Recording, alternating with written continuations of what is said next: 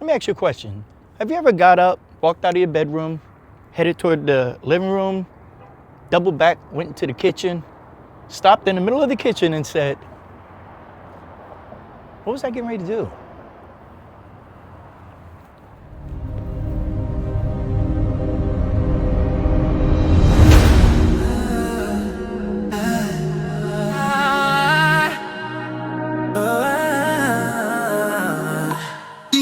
These are the words that shape our minds. Words have lasted throughout time. Words we hear to hear again. Words we're studying. I want to talk about focus today.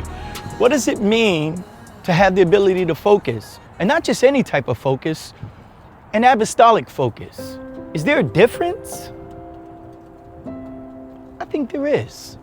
We need to understand that apostolic focus, the fact that it's apostolic in itself, really speaks to the fact that it's militaristic. It's a war. It's one thing to walk into the kitchen and forget what you went in there for. It's another thing to be displaced on a battlefield. And that's what apostolic work is. It's always opposed because it's always supposed to be militaristic. 2 Timothy chapter 2, verse 4, you know what it says? No man that warreth entangles himself in the affairs of this life, that he may please him who chose him to be a soldier. When we look at the Greek word used here to describe what Paul calls a man who warreth, it's the Greek word strateuomai. Very powerful word, strateuomai. A person that wars. Actually, you could translate this as the apostle's career. No man that warreth, strateuomai. What does it mean to have the apostle's career? Well, strateuomai, do you hear another word inside of there? It's the word strategy. Strateuomai means a strategic military campaign.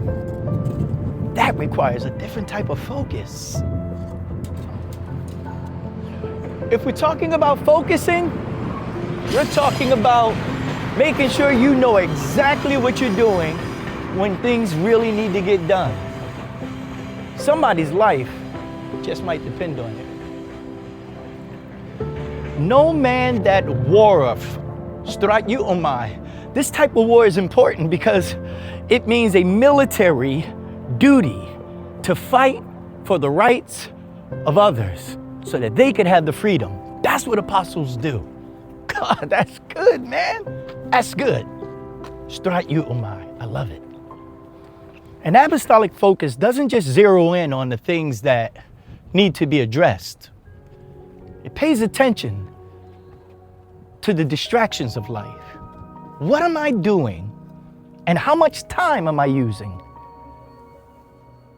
in things that are not that critical?